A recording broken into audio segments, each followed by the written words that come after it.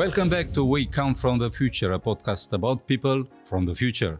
Today on We Come From The Future, we have invited a man who traveled about 9,000 kilometers to reach Bucharest. He comes from the American continent to be part of the Reactor X Startup Accelerator program. This program in Romania is managed by Luca Știrbăț, part of our team at We Come From The Future. Saad Bashir came to Bucharest to participate in the entrepreneurial adventures led by Luca Știrbăț within Reactor X. Saad has been through a lot. He was a transformation leader at Amazon Web Services, head of corporate technology at Zillow, CTO of the city of Seattle, and now he is a venture partner at RS Capital. We invited him to We Come From The Future to learn how the future looks seen from the American continent. Saad, welcome to We Come From The Future. I'm very curious. When I say future, what do you see in front of your eyes? Thank you very much, first of all, for hosting me.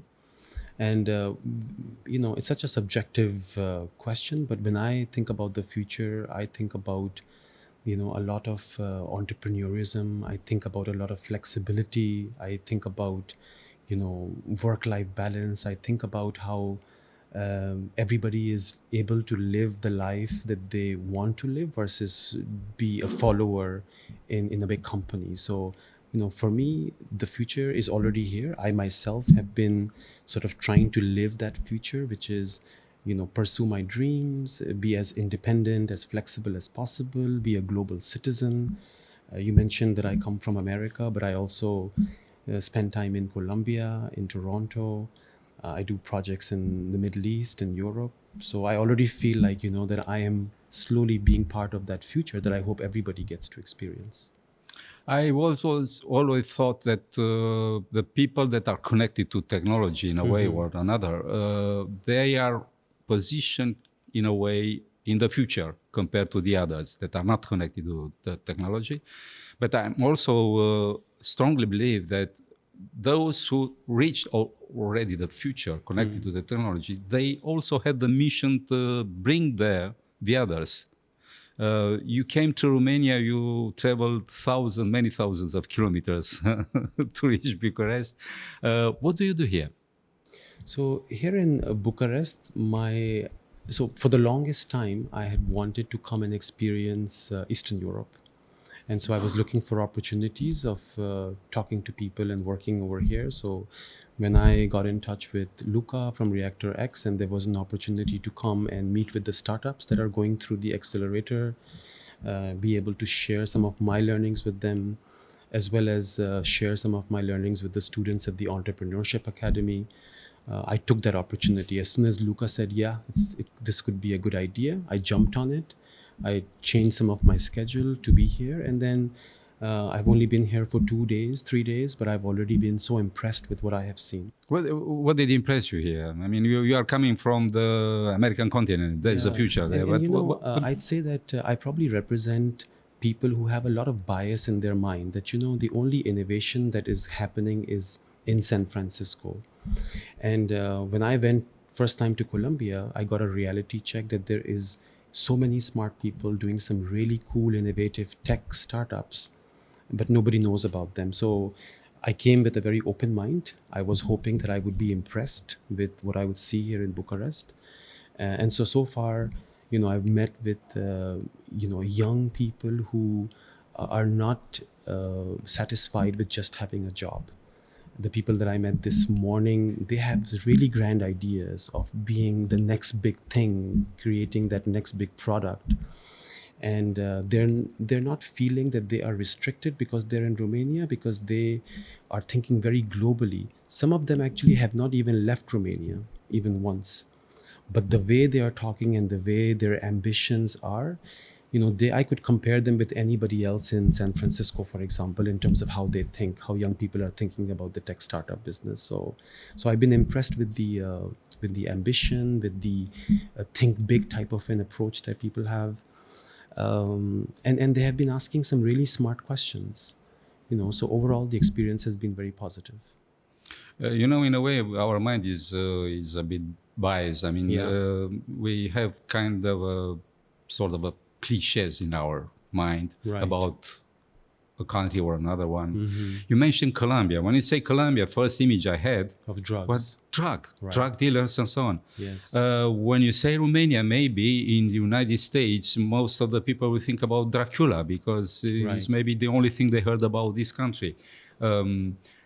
What did struck you here?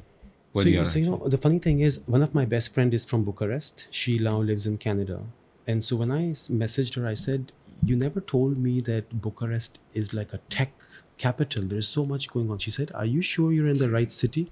You sure in my right country? Because I find that even Romanians who are living outside, they're not aware of the kind of cool innovation that is happening here.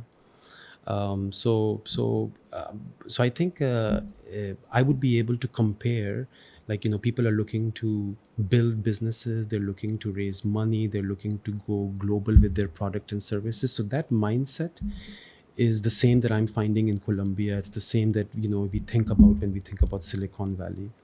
So yeah, I would put them on the same level. You are right that there is a little bit of that insecurity that are we good enough? And I've been telling the people that I've met here that yes, you have everything that anybody else would need in order to be successful. But I think that we have the feeling of sharing the same world. We are living the real world, blah blah blah. But in fact, we are living in the story we are telling ourselves about the world, and the story that the Romanians are telling themselves about Romania and themselves, it's not a good one. Right. That's why most of the Romanians don't believe in their countries, in their destiny, in their power of changing things. Things are changing with the new generation coming. The young people are much more open for a change.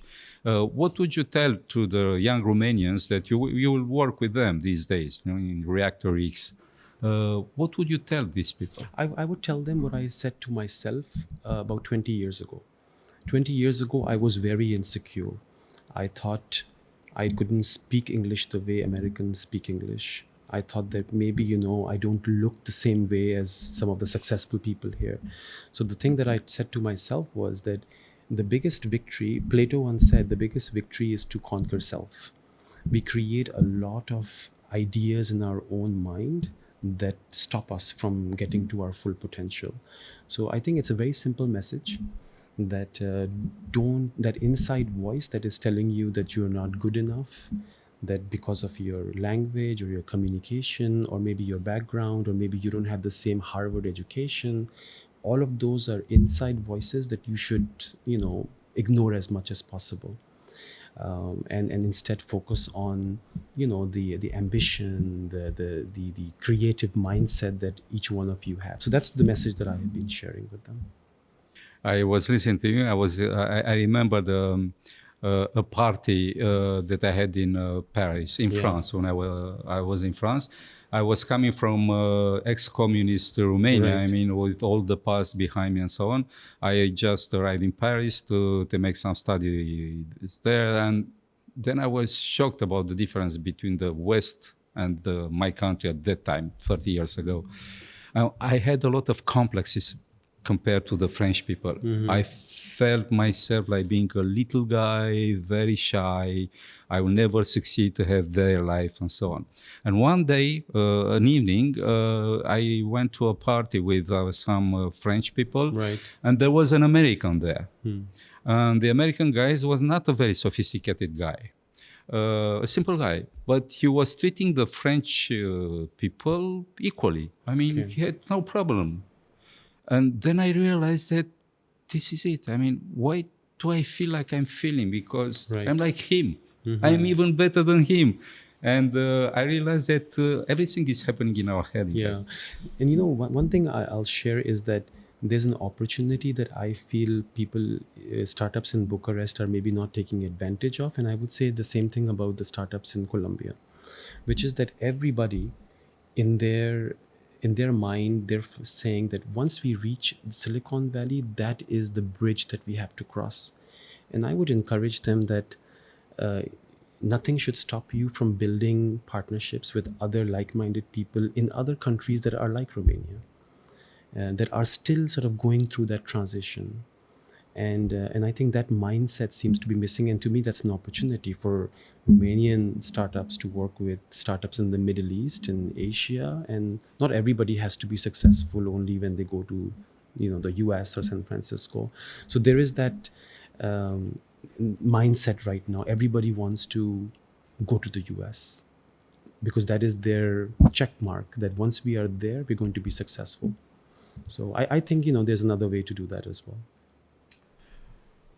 I'm interested to know more about your personal life. Sure. I mean, you work for Amazon and companies, big companies, city of Seattle and so on. It's big position, very interesting positions. Who are you? What brought you to the technological field? Right. You could have done another million jobs. Sure. So I grew up in a very well-off family, and my parents sent me to study in Canada to get a degree because they said we will have a beautiful person waiting for you to get married. So they just wanted me to come and join the family business. And I never went back because I wanted to be more independent and create a career for myself. For my first 10 years, I was working in non-tech role, in finance, in strategy, in organizational restructuring. And then there was by chance, I got a job in the government in Canada where I was asked to be the international business development person for the energy sector and sell Canada as a destination for investment in the Middle East, in China. So I did that work. And then public sector, I don't know if you've worked for public sector, but it can be a little bit slow. And so I'm in touch with it. I never worked for the public sector, but I know what you're talking about. But I was thinking, I need to go back to the private sector and, have more energy in my life. But the mayor of Ottawa said, Saad, there's one last assignment, which is we have been hiring these technology leaders for the city of Ottawa, but they don't last for too long. We hire them and then they leave after 6 months. So can you go and fix things for us? So that is how I got into the business of technology. I was the chief information officer for the city of Ottawa. I did some good work and Seattle heard about it. I moved to Seattle as their CTO. And so that it was my transition from non-tech to tech. And then Zillow, which is a big real estate tech company, and Amazon, they brought me back into not just the private sector, but to work with startups, work with some of the innovative technologies. At Amazon, I was working with some of the top brands like Expedia, like Salesforce, in helping them think about how they can use AI. And 6 months ago, I left Amazon, and now I do my advisory work. I work with startups, I work with large companies. So that has been sort of my journey. I have a bit of a ADHD problem, so I don't sit still too much in one role. I try to do as much as possible, in the time that I have. So now you are involved in RS Capital. What is RS Capital? What are we doing there? So I'm part of 2 different VC vehicles. One is RS Capital. It's based out of Boston. And there I'm a venture partner. Part of my duty is to help with some due diligence in terms of which startups need investment, and then also participate in the investment cycle as well. And then there's another organization which is related to Johns Hopkins University. I'm an alumni of Johns Hopkins, and they also invest in startups, and I help them with some due diligence work as well. One thing I didn't mention is that last year, I said to myself that before I can start advising startups, I should build one and go through the same pain, because it's easy to give advice when you haven't experienced it.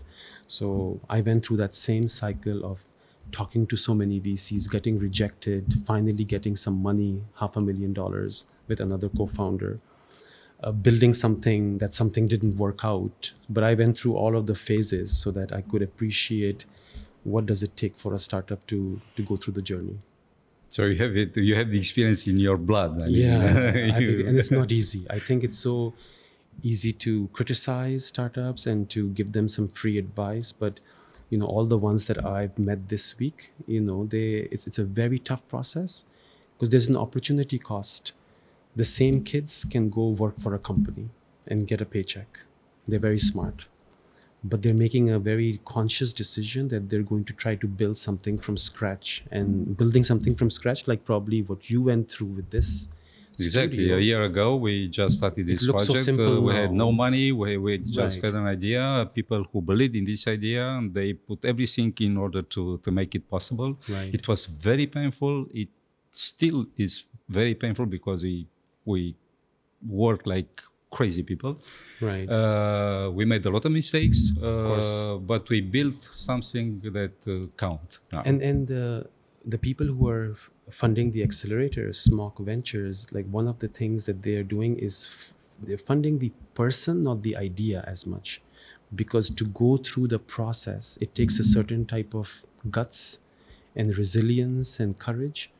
And so, that is, I have seen a lot in some of the people I've met in Bucharest already. You had the occasion to work with many startups from many areas, from many Right. countries. If you compare what you have seen in Romania, the startups you've seen in Romania, with the other startup you worked in other corner of the world, Sure. what did you see here? What are our opportunities and what are our challenges in Romania? One thing that I have not seen yet, maybe it already exists, is deep AI type of tech, where people are trying to come up with something completely different in terms of how the business is done. I'm finding a lot of startups that are more around creating a retail experience, an app experience, which is all good.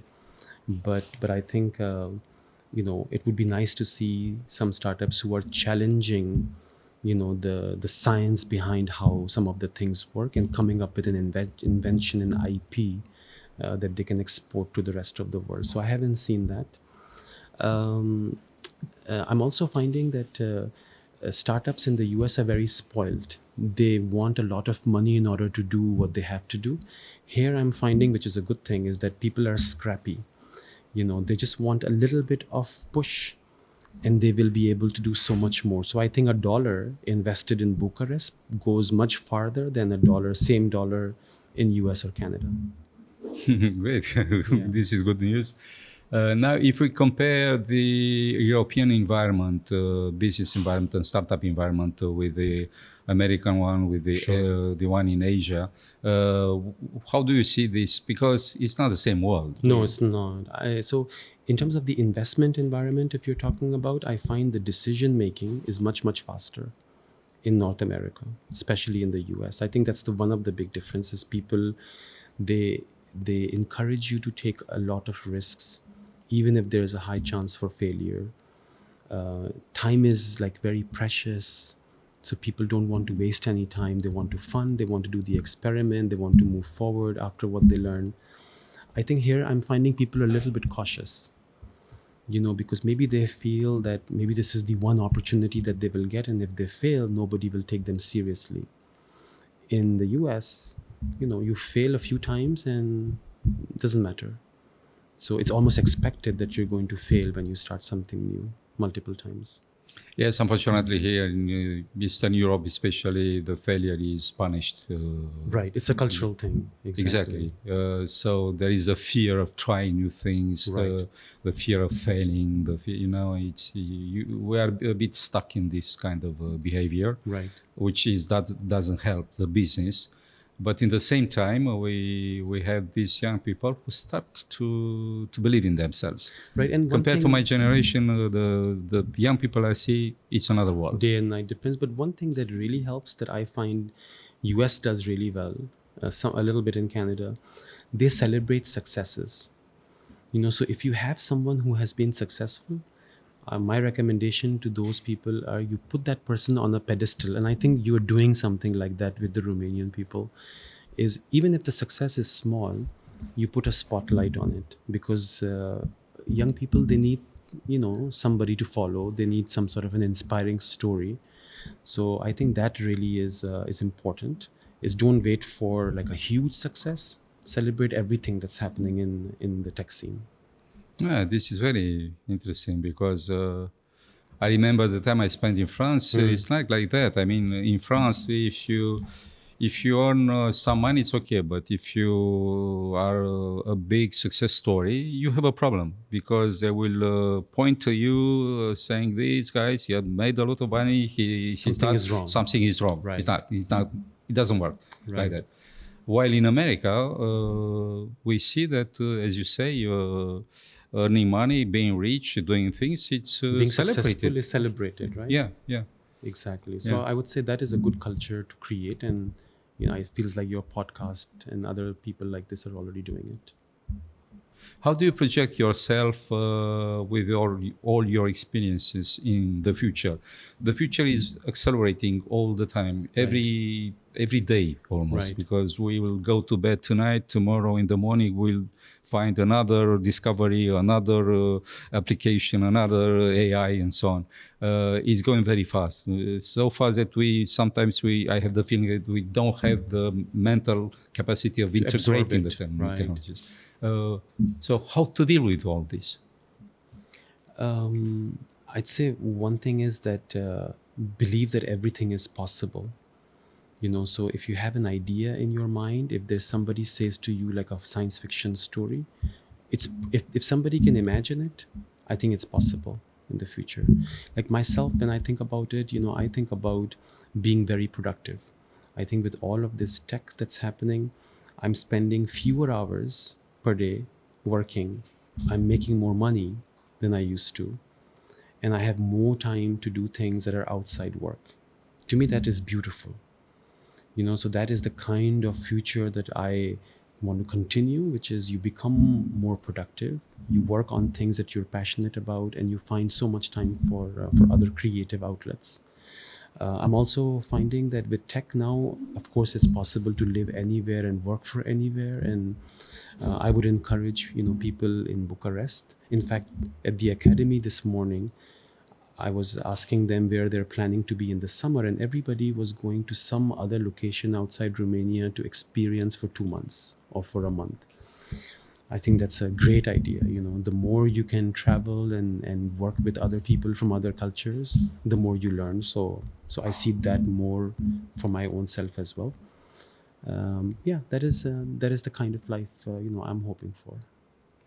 Talking about Europe, Europe is split in two parts: Western Europe, which is the developing part of Europe, and Central and Eastern Europe, which is the poorer part of Europe. But now we can see kind of a balance between the two, because the West is going down and the East is going up, which is very pleasant for us. And I always thought that in order to succeed in life and in business, you need to be a little bit hungry. If you are not hungry, you don't do anything anymore. Right. And when I look to the West, I feel like the people are not hungry enough to innovate. I feel like in Romania and Eastern Europe, people are more hungry and they struggle for a better life. Right. It's they have a drive. How do you feel this difference between West and East in Europe? Yeah, I completely agree that the sense of urgency that you need to do something, and that has to fuel the whatever work you're doing. But here is one thing: sometimes I find that people, because they have that hunger, they sometimes start to take shortcuts. And those shortcuts, they make sense because of certain thing that they're looking for right away, but then it backfires in the long run. So what I would say is, you still want to develop sort of systems and mechanisms and institutions in Romania and Bucharest, so that there is a healthy startup ecosystem. And at the same time, you want to encourage that sense of hunger that you're talking about, that sense of, that they say that the most innovation happens when people are in a state of starvation, because then they're so desperate that they start to think about things that they would never do before. So I think that is a good culture to have. You should hold on to it for as long as you can. I go to Dubai often, and I find that Dubai, for example, is losing that hunger, because everybody seems to be having a comfortable life. And so there is no more desire to do something out of your comfort zone. So I think this is good for Bucharest. I think, for as long as that is the case, I think you will continue to produce some creative innovations. You will work these days with young people aged 20 years old and something. If you had to be in their place, their age, what would you do? So this morning I had a whole talk with that age group about what would I do differently and what would I share with them. I talked about making sure that you conquer yourself, that don't try to create these imagined problems in your head. I talked about how it's good to be confident, to believe in yourself, but it's also good to be humble. It's also important to have some humility, that another person can teach you something. Because sometimes young people can be a bit overconfident. We talked about having blind spot buddies, people who, just like when you drive and you have to look back to see if somebody is behind you, have good mentors, have good blind spot buddies who are looking after you, who are giving you good feedback. I talked about stepping outside their comfort zone. And those were some of the lessons that I shared with them this morning. I was listening to you and I was thinking that maybe very often we are our own enemies. Yeah, that's in right. fact. That's right.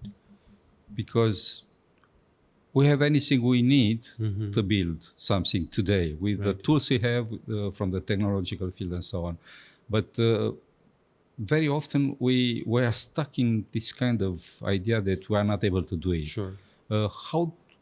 What should we do in order to rebalance our way of thinking? Because me, myself, from time to time, I feel it. I feel that I'm struggling and the battlefield is myself, in fact. Yeah. And I think for me, it's a very simple formula that I've applied to myself, which is you get confidence with incremental successes. Sometimes we think about the big vision. Imagine if you thought about all of this and it would be so discouraging that I'm going to have this big building with this much equipment. It's going to cost a lot, but I'm sure that you did it step by step. So I would say to people who suffer from that confidence issue, is that break down whatever vision that you are chasing into as small bites as possible. And then once you get those incremental successes, that becomes like a self-fulfilling prophecy. It gives you that boost that you're looking for. So for me, it's as simple as that. Incremental successes. Nice, very nice. Last question, how do you feel here at We Come From the Future? I'm still trying to figure out what is going on in this space, because you've got some sort of a scooter there, you've got the virtual reality headsets, you've got a bar right behind you. So I'm not sure, is this a serious place? Is it a nightclub? You have got everything going on. So whatever I've seen so far, I'm very impressed and looking forward to the event after this. Thank you. Thank you for being with us at We Come From the Future, Saad. Yeah, thank you for hosting me. Yeah, thanks. Our dear listeners, you've heard Saad Bashir, a successful businessman who has been through a lot. He was a transformation leader at Amazon Web Services, head of corporate technology at Zillow, CTO of the city of Seattle, and now he is a venture partner at Ares Capital. You can learn more about him at saadbashir.com. You can find us at Noi venim din viitor, meaning we come from the future.ro in Romanian. We are also on YouTube, LinkedIn, Instagram, TikTok, and Facebook. Additionally, we offer the video news journal News from the Future, produced with digital avatars, and propose radio NVDV, a radio created with artificial intelligence. You can listen to it on the Noi venim din viitor.ro page and on your phone via iOS and Android. I'm Mirel Brand, and I'll see you soon on We Come From the Future. Take care, stay calm. We come from the future, and everything is okay.